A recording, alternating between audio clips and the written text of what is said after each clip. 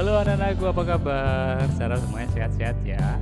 Hari ini kita akan mencoba untuk melanjutkan pembelajaran kita pendidikan agama Katolik. Nah, materi kali ini adalah kemampuanku terbatas.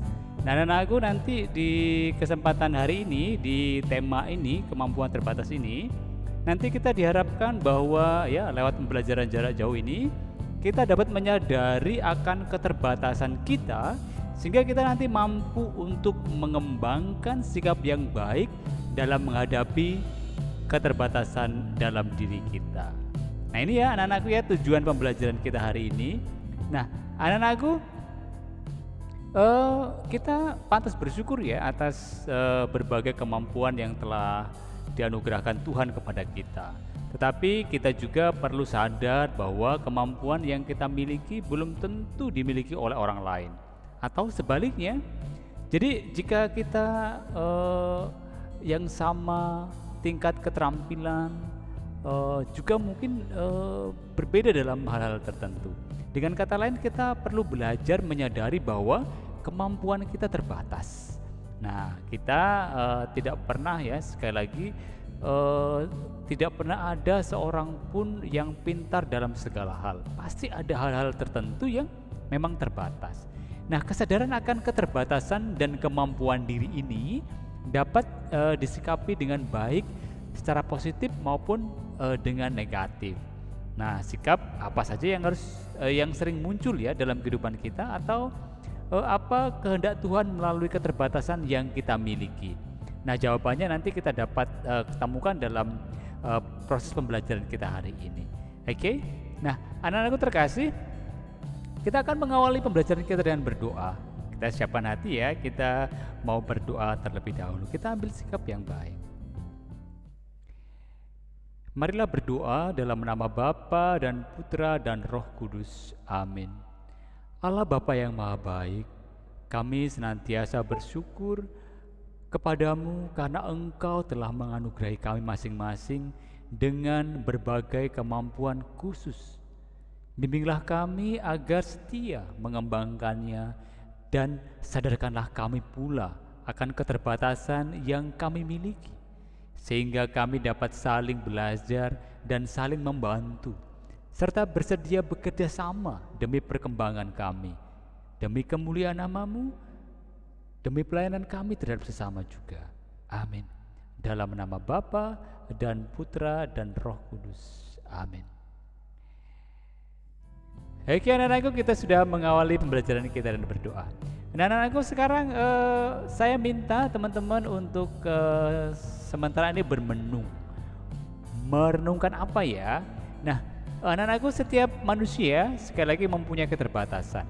Nah, keterbatasan tersebut dapat berupa keterbatasan fisik, dapat juga berupa keterbatasan mental, ini berupa keterbatasan kemampuan atau kecerdasan ya, dan juga bisa keterbatasan psikologis, ini menyangkut sifat dan karakter.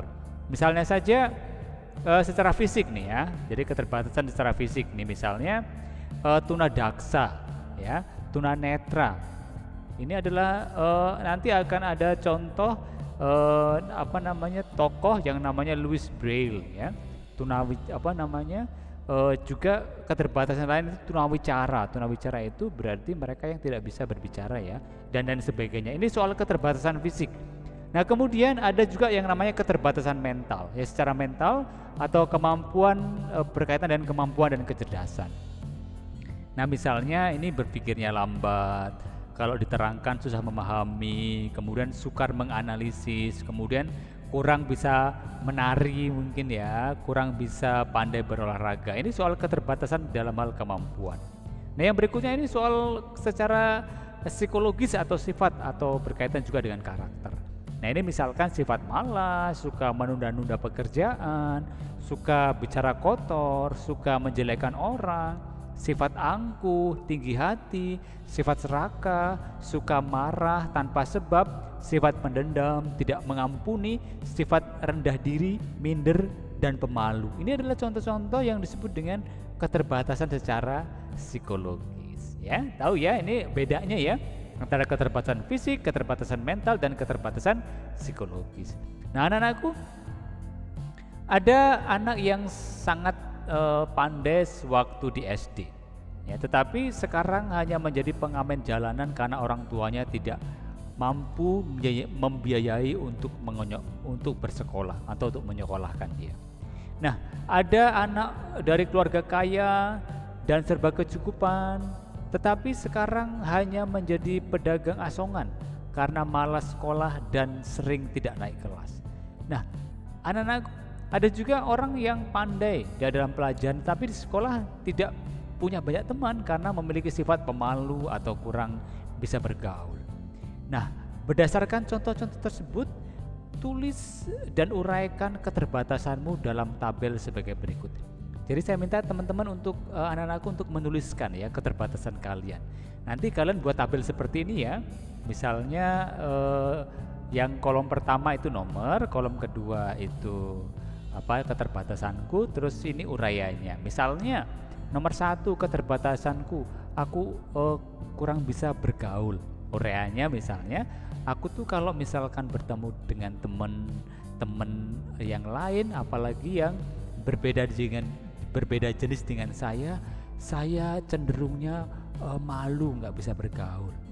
Nah itu ya, misalkan keterbatasanku yang lain, misalkan aku tuh tidak bisa bermain bola. Karena apa? Uraiannya ya, karena kakiku dulu patah karena terjatuh dari motor.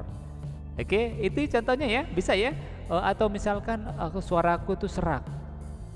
Karena apa? Uraiannya ya, karena dulu waktu ini kecil aku demam, terus kemudian ada sesuatu di tenggorokanku sehingga aku sekarang suaranya serak. Nah itu contohnya ya. Silakan tuliskan keterbatasan kalian, pasti banyak ya yang bisa menyebutkan keterbatasannya, dan juga nanti tuliskan ya uraiannya. Oke, bisa? Oke, nanti ini silakan dikerjakan. Nah, anakku terkasih, setelah kalian menemukan keterbatasanmu, kemudian menurut kalian adakah jalan keluar yang dapat ditempuh untuk mengatasi keterbatasanmu itu? Ada enggak? Nah, nanti dengan cara apa atau bagaimana kamu dapat mengatasi keterbatasan? Misalnya saja kalau yang tidak bisa diatasi, misalkan karena kakinya patah, jatuh dari kendaraan atau karena kecelakaan, itu memang tidak bisa untuk ini ya diatasi ya, selain untuk berobat. Kadang-kadang kalau patah tulang itu kan lama ya pengobatannya. Jadi misalkan keterbatasanku, saya tidak bisa berlari dengan cepat karena kakiku sudah pernah patah. Saya tidak bisa bermain bola karena kaki saya sudah patah. Maka ini yang merupakan keterbatasan yang tidak bisa ya kita harus terima itu apa adanya. Ya, misalnya hal-hal keterbatasan lain yang bisa untuk kita atasi, misalnya keterbatasan saya itu tidak bisa naik sepeda. Karena apa? Karena saya tidak punya sepeda. Maka ini bisa diatasi ya. Mungkin suatu saat kita nabung, kemudian kita beli sepeda, terus kemudian kita minta ajari orang tua kita untuk bermain sepeda. Nah, itu cara mengatasinya.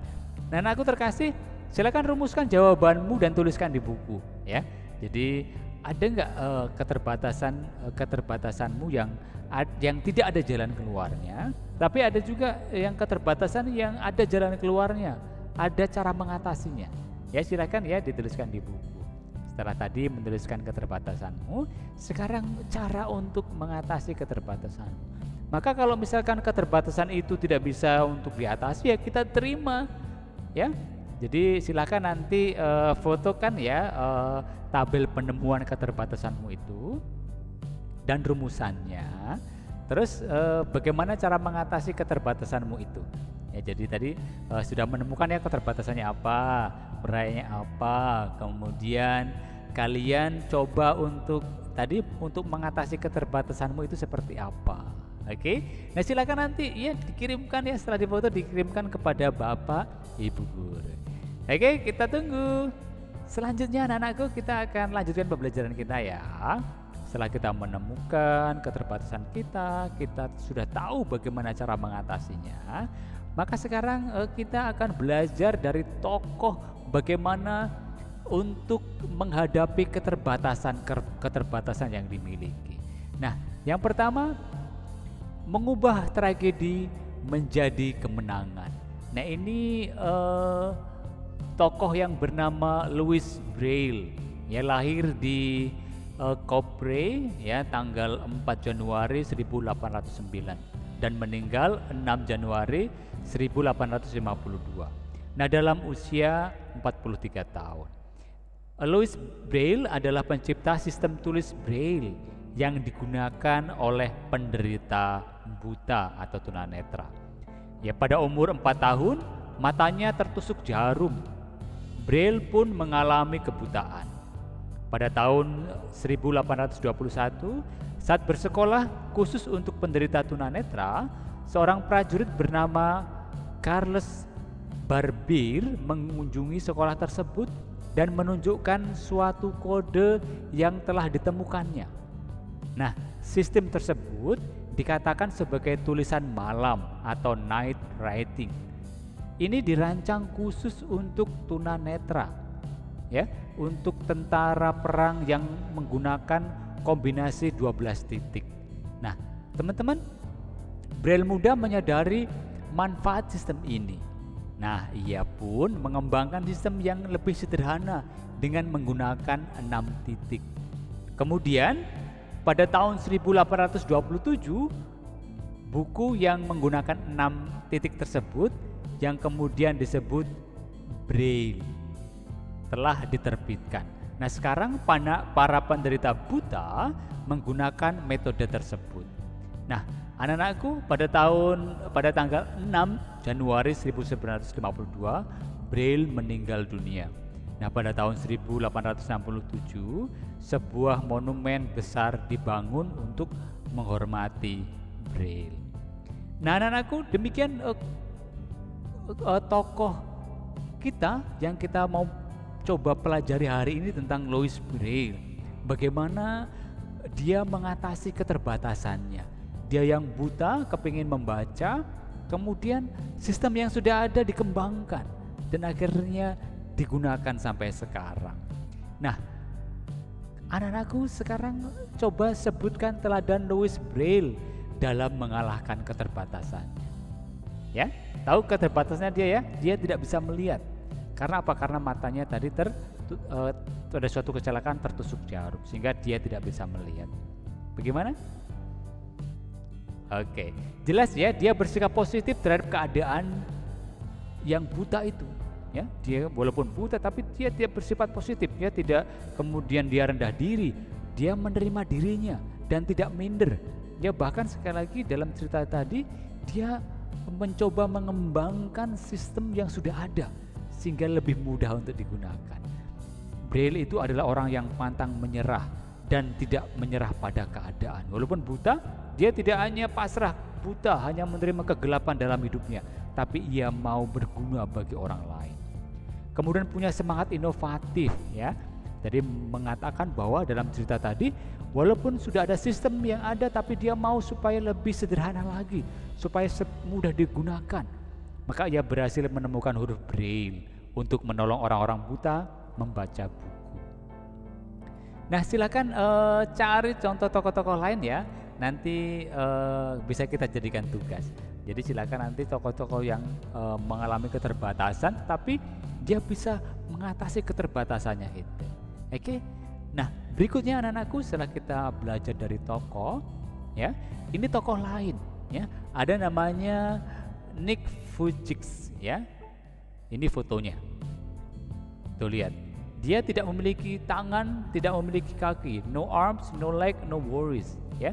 Tidak punya tangan, tidak punya lengan, tapi tidak khawatir. Nah, ini istrinya, kemudian ini dia, itu ada anaknya, ya. Jadi luar biasa. Ini mengatasi segala keterbatasannya. Nanti teman-teman bisa cari tokoh-tokoh yang lain, ya. Ada banyak contoh lainnya. Nah, kisah Louis Braille memberi pesan yang amat jelas sebetulnya, ya, bahwa keterbatasan apapun bila disikapi secara positif dapat menjadi peluang untuk berkembang. Kalian dapat menyaksikan sendiri banyak sekali orang-orang cacat yang menjadi terkenal, ya, seperti dicontohkan tadi. Banyak orang yang kurang pandai dalam matematika tetapi sukses menjadi pengusaha. Banyak orang yang berasal dari pelosok kampung-kampung, ya, yang ke sekolah harus berjalan kaki puluhan kilometer dan fasilitas belajar sangat minim dan menjadi juara olimpiade. Maka apalagi kalian ya yang sekarang ini, wow, teknologi sudah luar biasa. Masih banyak lagi contoh lain yang bisa kalian temukan. Kalian nanti bisa cari di internet, bisa cari di YouTube mengenai tokoh-tokoh tersebut. Nah, anak-anakku, penting ya sekali lagi untuk menerima keterbatasan kita dan berusaha mengatasinya dengan bekerja keras. Yakin bahwa segala sesuatu dapat diraih asal kita mau atau memiliki tekad. Ya. Kemudian kita sikap mengeluh, sikap minder, frustasi, iri hati atau menghalalkan segala cara tidak akan menyelesaikan keterbatasan yang kita miliki. Maka sekali lagi kita harus menghilangkan rasa-rasa itu ya. Kita harus menghilangkan kebiasaan kita untuk mengeluh, kemudian rasa minder kita, rasa frustasi kita, rasa iri hati kita terhadap orang lain, kemudian menghalalkan segala cara. Kita harus singkirkan itu, karena itu tidak akan menyelesaikan sebuah keterbatasan. Nah, anak-anakku, teman-teman, semua orang mempunyai keterbatasan, jelas ya. Atau pada saat tertentu kita sadar ya akan keterbatasan kita. Bahkan murid-murid Tuhan Yesus pun pada saat tertentu merasakan keterbatasan kemampuan yang mereka miliki. Apa yang mereka lakukan? Simak ya nanti dalam kisah yang akan kita baca hari ini. Kita akan belajar dari Injil Markus bab 4 ayat 35 sampai 41 tentang angin ribut diredakan. Saya bacakan ya, anak-anak juga bisa membuka Alkitab di rumah, oke? Pada hari itu, waktu hari sudah petang, Yesus berkata kepada mereka, "Marilah kita bertolak ke seberang." Mereka meninggalkan orang banyak itu lalu bertolak dan membawa Yesus beserta dengan mereka dalam perahu tempat Yesus telah duduk, dan perahu-perahu lain juga menyertai Dia. Lalu mengamuklah taufan yang sangat dahsyat dan ombak menyembur masuk ke dalam perahu sehingga perahu itu mulai penuh dengan air.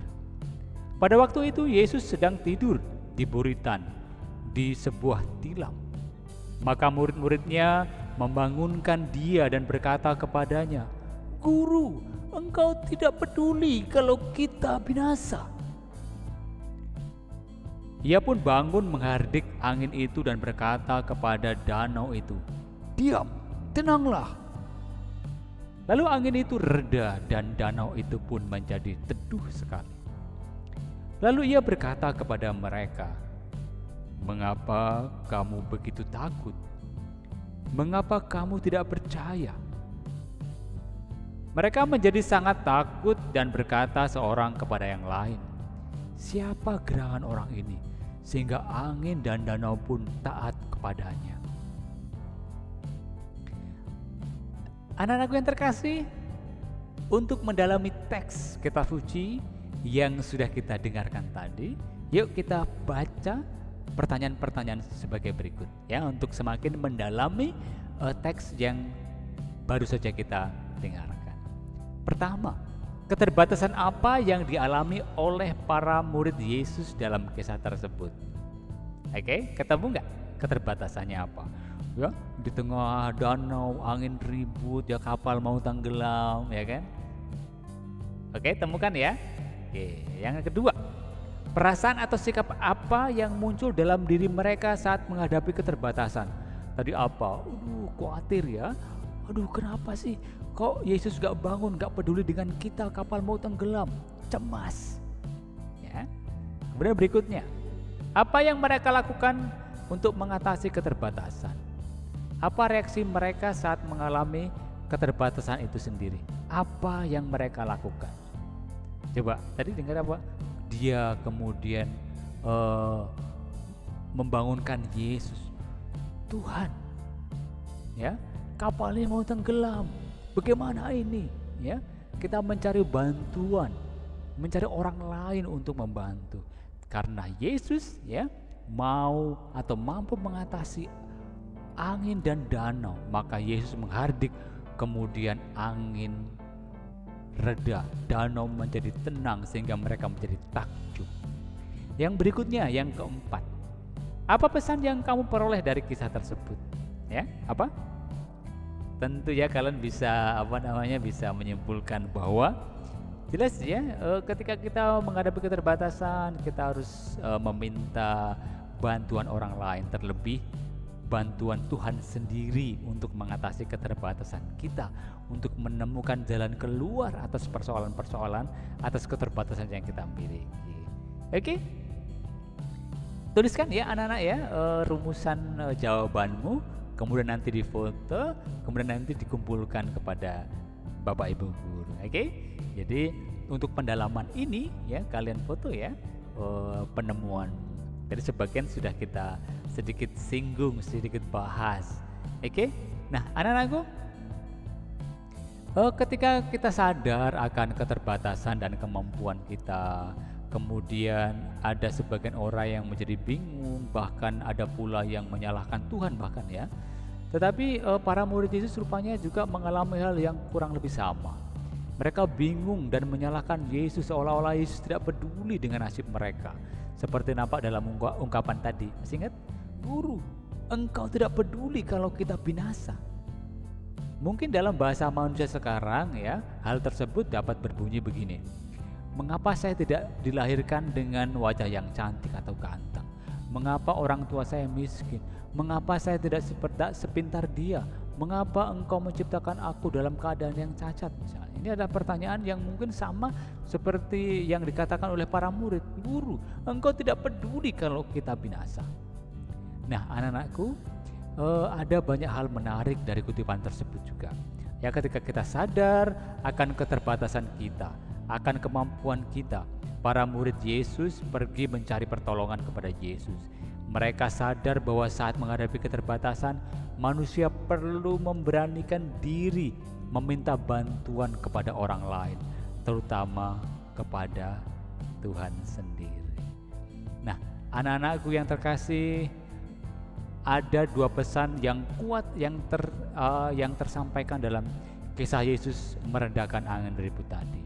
Yang pertama, yang jelas menguatkan keyakinan iman kita bahwa di balik keterbatasan yang dimiliki pada setiap orang pada saat manusia diciptakan, Allah bermaksud supaya manusia dapat saling membantu dan bekerja sama satu sama lain untuk saling mengembangkan dan menyempurnakan. Ya, bukan maksud Tuhan untuk bersikap tidak adil. Ketika dalam keluarga ada satu orang yang cacat fisik misalnya, Tuhan hendak mengajari mereka untuk lebih peduli dan lebih menyayangi anggota keluarga itu. Kita semakin diteguhkan jika saling membantu dan bekerja sama dalam keterbatasan masing-masing demi saling melengkapi dan mengembangkan diri. Maka anak-anakku yang kedua, pada akhirnya manusia harus sadar sebetulnya bagaimana mengalami keterbatasan. Diri harus mencari sumber kekuatan dan kesempurnaan sejati, yakni kepada Tuhan semata.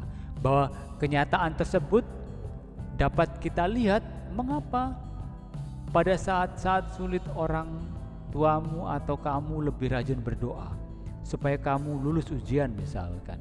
Ingat ya waktu SD kemarin, banyak orang tuamu juga memohon kepada Tuhan untuk berdoa novena misalkan di saat-saat sulit. Ini tanda bahwa memang kita harus sekali lagi menyandarkan diri kepada Tuhan, bahwa Tuhan adalah kesempurnaan sejati, sumber kekuatan sejati. Nah, anak-anakku terkasih, marilah kita sekarang merefleksikan pembelajaran kita hari ini. Marilah kita hening sejenak, kita coba bersama-sama untuk tenang, kemudian mencoba merefleksikan diri.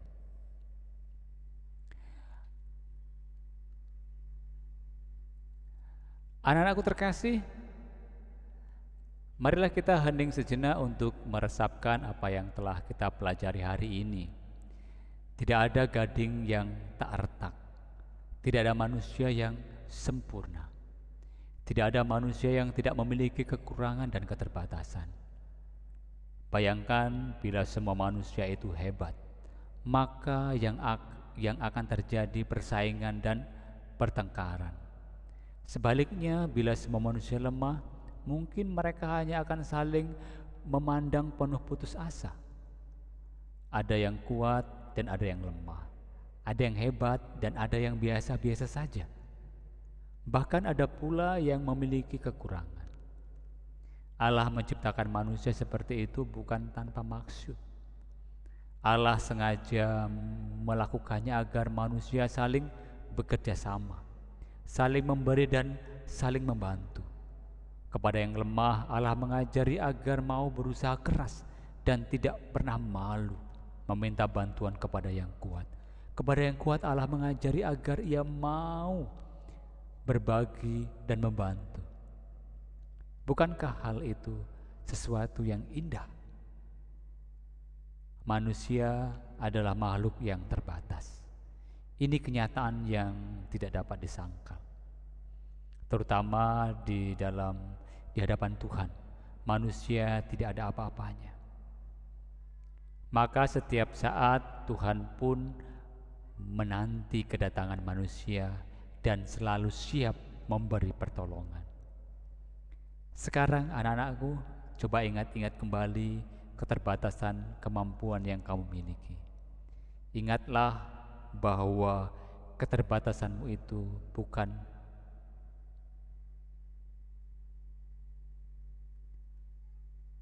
penjara yang akan menghambatmu untuk maju.